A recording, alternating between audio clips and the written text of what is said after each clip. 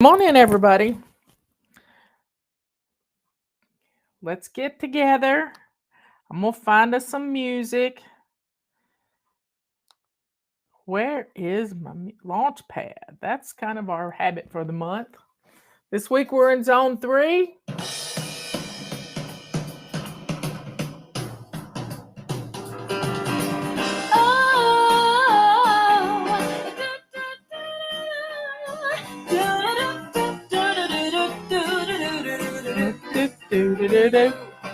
There's a place I know and every flight is home that they visit every night. It's where they put some things to get them in the swing for tomorrow's thrilling flight. A lunchbox, a backpack, some homework, a jacket, everything they need.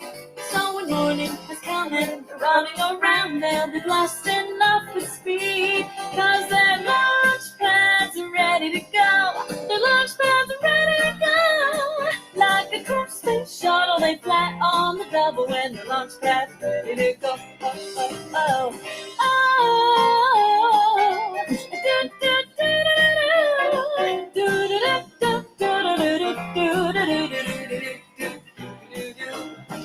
Like an astronaut ready to take off, put your cargo in one place. If you think ahead before you go to bed, you'll be sailing smooth all day. So check on the weather, decide if you'd rather walk or take the bus. If you know what's coming, it's so much fun, and you're in the command because your launch pads are ready to go. Your launch pads ready to go. Like a cool space shuttle, you fly on the double when your launch pads ready to go. Oh, oh, oh, oh.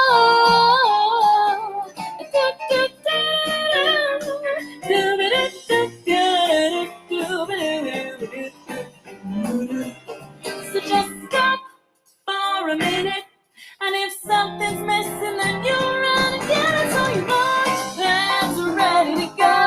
Your launch pads ready to go. Like a cool space shuttle, you fly on the double when your launch pads ready to go. Oh, oh, oh. 10, 9, 8, 7, 6, 5, 4, 3, 2, 1. Let's fly!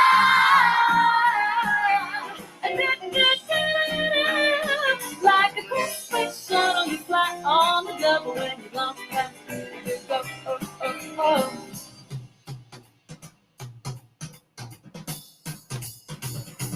My launch pad's ready to go. My launch pad's ready to go. Like a cool space shuttle, I fly on the double when my launch pad's ready to go. Mm-hmm. My launch pad's ready to go. That's right. My launch pad's ready to go.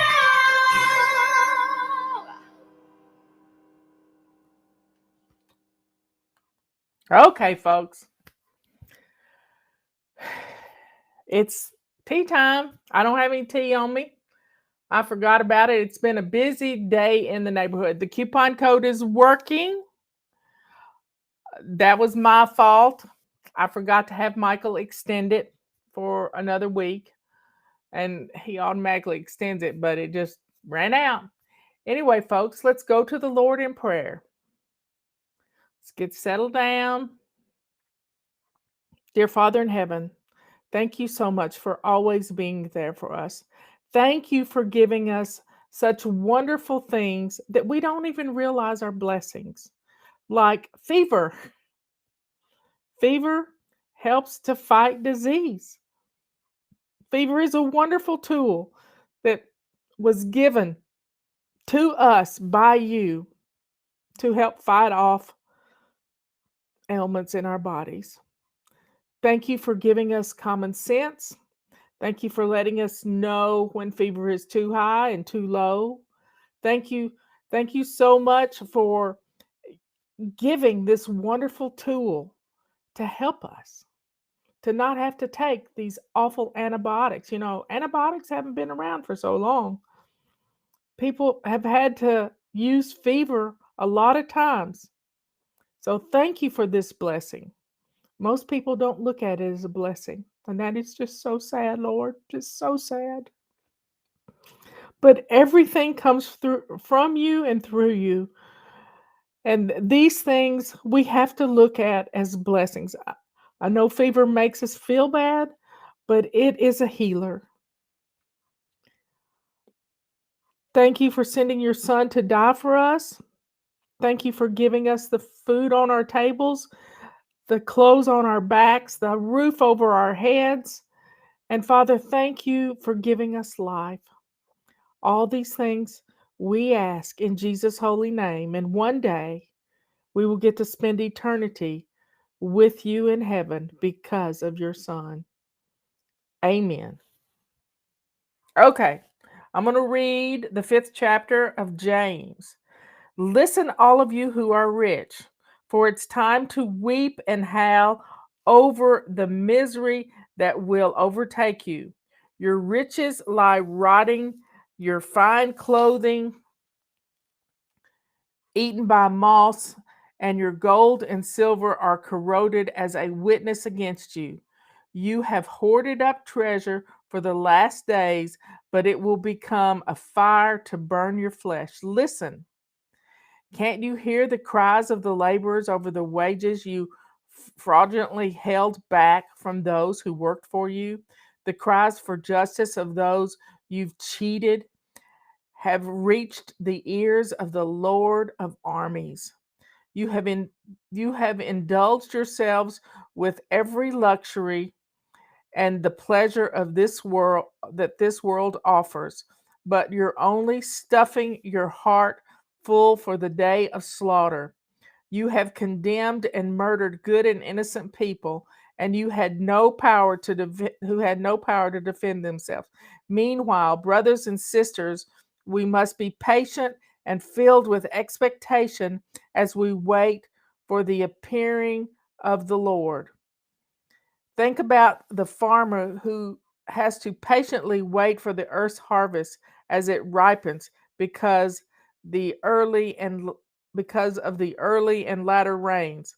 So you will also keep your hopes high and be patient, for the presence of the Lord is drawing closer. Since each of you are part of God's family, never complain or grumble about each other, so that judgment will not come to you. For the true judge is near and very ready to appear. My brothers and sisters, take the prophets as your mentors. They have prophesied in the name of the Lord, and it has brought them great sufferings. Yet they patiently endured. We honor them as our heroes because they remained faithful even while enduring great sufferings. And you have heard of all that Job went through and can now see that the Lord ultimately treated him with wonderful kindness, revealing how tender-hearted he really is. Above all, we must be those who never need to verify our speech as truthful by swearing by the heavens or the earth or any other oath, but instead we must be full of integrity and that our yes or no is convincing enough. We do not stumble into hypocrisy. This is a prayer for the sick. Are there any believers in your fellowship suffering great hardship and distress? Encourage them to pray. And let's see, are there happy, cheerful ones among you? Encourage them to sing out their praises. Are there any sick among you? Ask the elders of the church to come and pray over the sick and anoint them with oil in the name of your Lord. And the prayer of faith will heal the sick, and the Lord will raise them up. And if they have committed sins, they will be forgiven. Confess and acknowledge how you have offended one another, and then pray for another to be instantly healed. For tremendous power is raised through the passionate, heartfelt prayer of the godly believer. Elijah was a man with human frailties, just like all of us, but he prayed and received supernatural answers. He actually shut the heavens over the land so there would be no rain for 3.5 years. And then he prayed again, and the skies opened up over the land so that the rain came again and produced the harvest. Finally, as members of God's beloved family, we must go after the one who wanders from the truth and bring him back.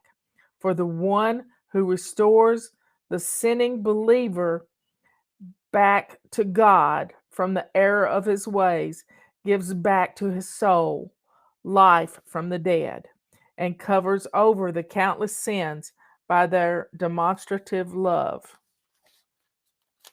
That's the book of James, y'all.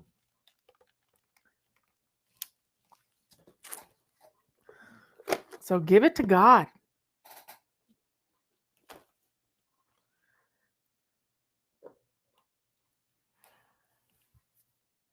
Okay, folks.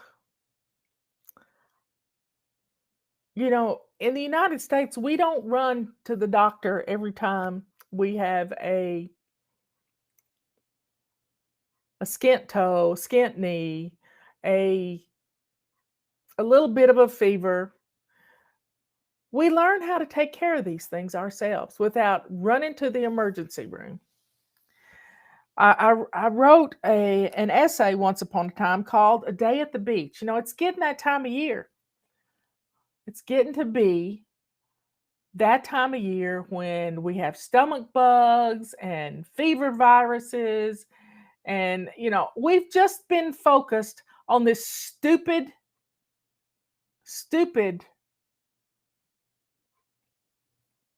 pandemic for 18 months. But, there's other things out there. There's other things. And you need to know a little bit of first aid. You need to be a mother or a father that knows how to take care of these things without running to a nasty hospital anytime or an urgent care for something that you could fix at home. And sometimes you don't even need medication. If a child has a fever and it's, like 101, that's not much. And if it gets to 102, they're getting more uncomfortable. If it gets to 103, that's not good. But you can bring that fever down with a cool washcloth and rubbing them. And then before you know it, they'll be shivering and they'll pop out in a sweat and that fever's going to break. Now, you don't want it to get too high, but study these things. Find somebody that understands this stuff and talk to them. Get a book on different ailments that children have. Know what's going on with your child's body. But if you go to bed for 2 days and you don't take care of your children and you allow your older children to take care of the younger children, then you're neglecting your children. You need to stay on top of what's going on in their little bodies. You need to watch it. So learn what you need to have in the house. If you have to resort to fever reducers, which is Tylenol, which I hate, Tylenol and Motrin or Advil. These two things. And you alternate them. But if you want to get well, you let the fever do its thing, because fever is a gift from God. It is. It really is. A lot of times it's the fever that cures and not the medication, because they're going to want to stick you on antibiotics, which ruins your gut, ruins your whole system.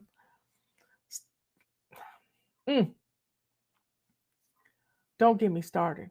So know what you need in the house when your child is running a fever. You need to make sure they're hydrated. Fever dehydrates people. If their skin stands up on the top of their hand, then that's dehydration. You got to give them water, and you need electrolyte water so that it stays in there, so that it it doesn't deplete their potassium levels. So get some Pedialyte powder that you mix with water. Do all of this stuff. Know what you need to have in the house. With a stomach bug, dehydration kicks in bad. So keep people hydrated. Popsicles, uh, make Pedialyte popsicles. You can buy Pedialyte popsicles and have them on hand for when kids need to stay hydrated.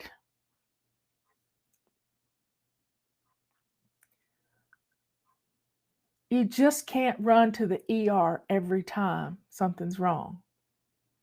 Yeah, in the last 2 years, I had to go to the ER 3 times with Ben. 3 times. Because I couldn't get him settled. He was hurting so bad with the pain from the cancer. And throwing up. The throwing up part was the hard part because the cancer would push on his stomach and everything would come up and he couldn't keep it down. But I ended up being the one to faint in the ER because I got an adrenaline rush when they put a something down his nose into his stomach. I told him I'm gonna faint, and she said, "Oh no, you're not." And I said, "Yes, ma'am, I am." So, the best thing you can do for your family is to learn how to take care of them when they're sick. Be ready. I have told my husband, if I get sick, I don't want to go to the hospital. And I don't want to get this. I don't want to go to the hospital. He said, "Well, I hope you've told Justin." I said, "Yeah, I already told Justin. I don't want to go to the hospital." Ben was my nephew who died last Thanksgiving. And I was his caregiver for 3 months while he was getting established in his own home after prison. He got diagnosed with stage 4 cancer in prison. I had another friend last night who was all to pieces because her mom wasn't coming out of COVID. You know, when somebody's 87 years old and they get COVID, that lack of oxygen to the brain causes some problems. And I had to tell her, you know, your mother's days were numbered before she was ever born. Mine are too. Yours are too. So, folks, get a medical book that teaches you how to take care of childhood issues. Look it up. Most things can be cured with supplements, with water and electrolytes, and chicken soup.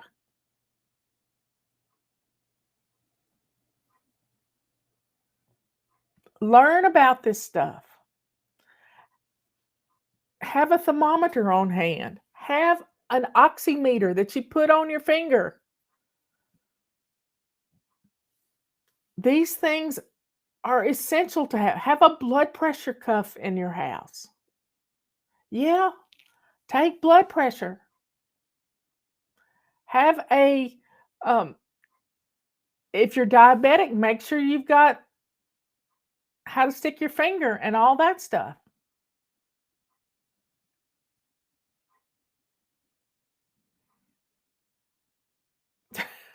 Chicken soup is Jewish penicillin. Chicken soup is good for what ails you, but don't eat the noodles.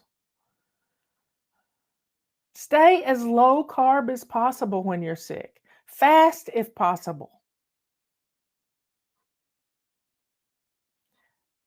Keep fluids in you. Don't allow fear to get the better of you.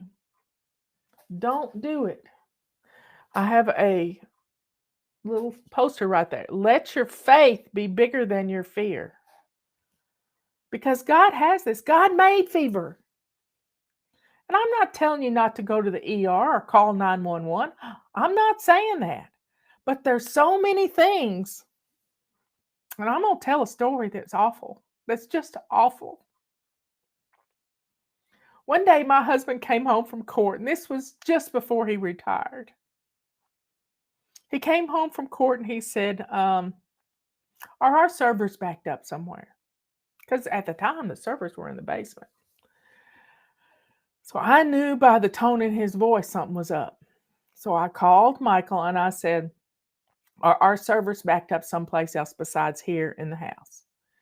And he said, Yes, ma'am. And I said, Robert, he has them backed up other places. Now, since then, we have them in a server co-location center close to where he lives.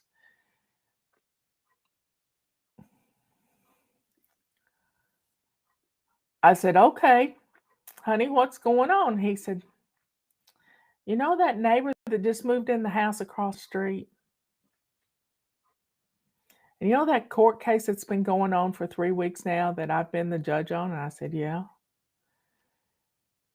He said, It's not going to go well for her. And I just found out she's our across the street neighbor, which he didn't know.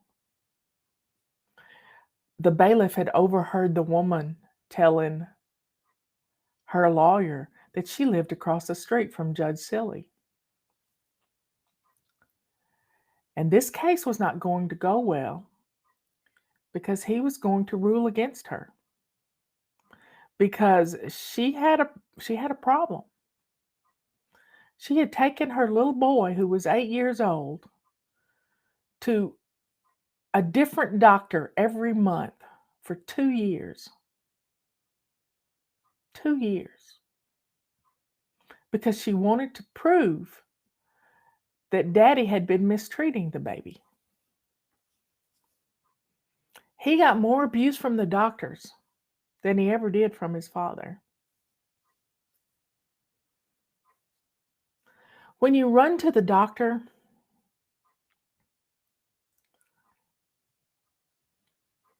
for nefarious reasons, it's not going to be good.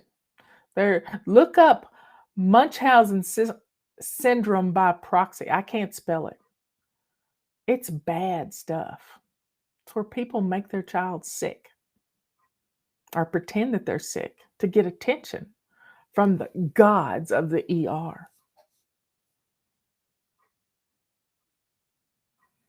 Anyway, that's been a long time ago. That person has moved now. We've got nice neighbors. But folks, learn to take care of the simple childhood ailments that come along. Learn to take care of them. I had the mumps. I don't know that I had the measles, but I had the mumps. Patty and I learned how to do sign language when we were in the bed with the mumps. Take care of your family. That's what mothering is all about. Knowing how to not panic over 101 fever. Know what to do. You don't want to stick them in ice water. You just want to rub their skin gently with some cold water. You don't want to send them into shock. Thanks for spelling that, Michelle, because I can't spell it. And I don't know that that's what this woman had, but she really liked a lot of attention. And it ended up backfiring on her. And we learned in the book of James, chapter 5, today, we learned that let the people in the church pray over you. You can pray over. You can have faith. Let your faith be bigger than your fear. Fear is of the evil one. Stop the fear. Nip the fear in the bud by being prepared, by having what you need in the house to take care of you. I have everything we need. As the doctors are saying now, we're all going to get the you know what? It's inevitable, they're saying, the doctors that I have listened to. It's one, Dr. Campbell out of the UK, that I've listened to just about every day since the pandemic started. I don't always agree with what he says, but he said we're all going to get it. But I'm not getting this. And I have a good immune system because I haven't been sick since April of 2019.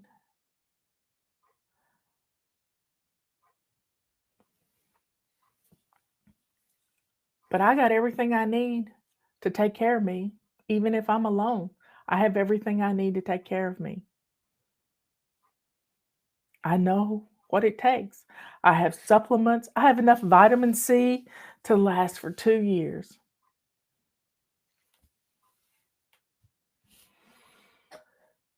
So, folks, know what to do. Young moms look to older moms to know what to do. They call their mothers up and say, "What do I do? My child's running 101 fever." Don't panic. It's not anything to panic over. It's the baby's body doing what it needs to do. My granddaughter, when she was 3 weeks old, ran a very high fever. It was not something to not deal with. Come to find out, at a 3-week-old, she had a kidney infection.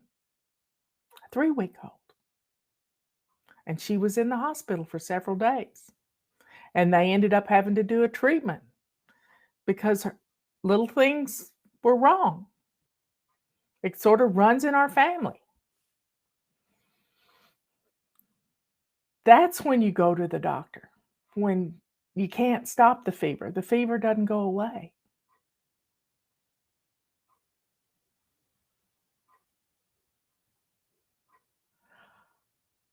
Anyway, folks, learn what you need to do. Learn what you need to have on hand to be able to take care of your family and not rush to the emergency room or the urgent care anytime something is wrong.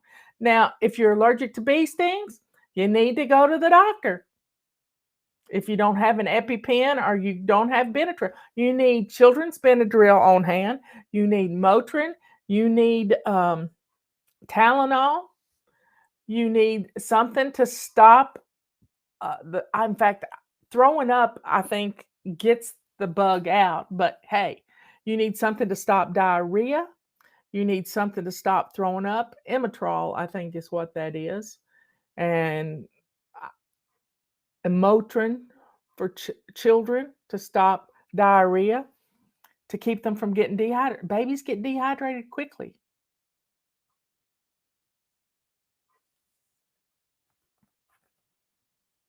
So put your faith in God and your medicine chest and the books you have on how to help heal them. Okay? Do it. Faith in God, because God gave us this up here. He gave us a brain. And we don't need to listen to the devil and be panicked every time somebody gets sick and expect the worst.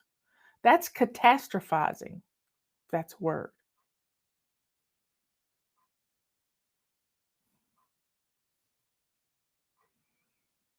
I carry Benadryl with me too, Willow, and it's come in handy. One time we were at an Olive Garden eating with Eric and Andy ordered a dish with shrimp, and he didn't know he was allergic to shrimp. And his eyes started swelling, his lips started swelling, and I had Benadryl in my purse. And then they took care of it. Took care of it. Be educated. Know what's going on. You know, how do you cure a toothache? There's a lot of ways to cure a toothache. First off, you need to brush your teeth. You need to floss your teeth. You need to use coconut oil and swish it around in your mouth and spit it out in the trash. It's called oil pulling. It's a great way to help your mouth. You can also swish your mouth with hydrogen peroxide. My grandmother did that. I thought it was awful, but she did it. She also liked Listerine. But it's these little things that prevent stuff. And if you get a toothache, you can put a clothespin on your earlobe right here. And that clothespin will stop the pain. But something's causing the pain. You don't always need to have a root canal when you have pain in a tooth. They want you to go to the dentist. They want you to go to the dentist so you can help the dentist buy his boat. That's what my mother-in-law used to say. So let's be prepared.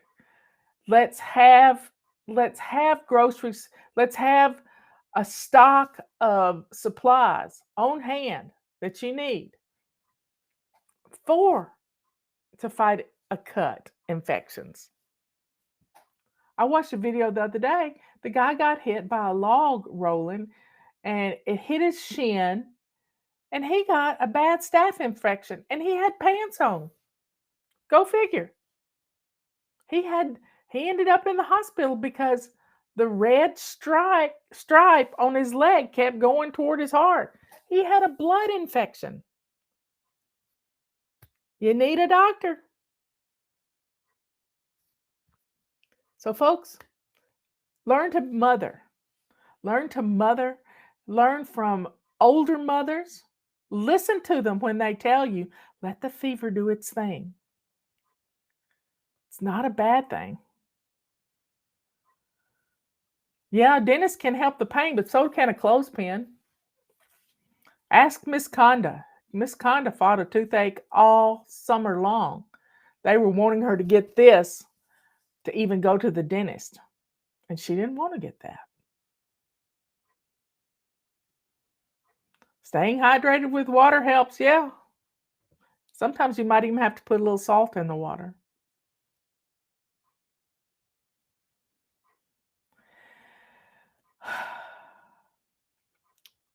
Let it go. Be prepared. Give it to God.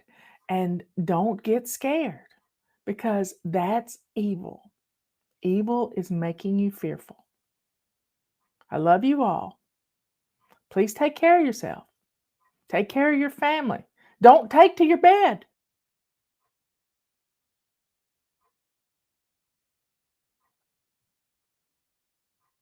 See you in the morning. Bye. Be good, kind, and sweet. Good to yourself, kind to others, and let the joy that's in your heart show the world that you're a child of God. And being good to yourself means taking your supplements, getting enough sleep. See you later.